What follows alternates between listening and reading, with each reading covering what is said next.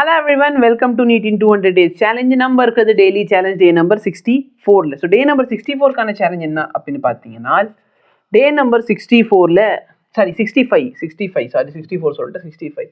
So electric charge and fieldல பார்த்தீங்கன்னா 9th lectureல காஸ்ல அப்புறம் application of gasல இந்த application of gasல ஃபுல்லா derivation இருக்கும்.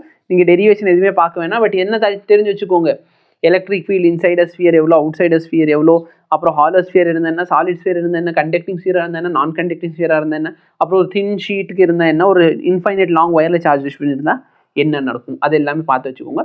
அப்புறம் சிபிஎஸ்சி அண்ட் ஸ்டேட் போர்ட் புக்கோட எக்ஸாம்பிள் கொஸ்டின்ஸ் எல்லாமே டீச் பண்ணியிருப்பேன். அது லெக்சர் நம்பர் 10 and 11 உங்களுக்கு அவைலபிளாக இருக்கும். அதை ஒரு தடவை பார்த்துக்கோங்க.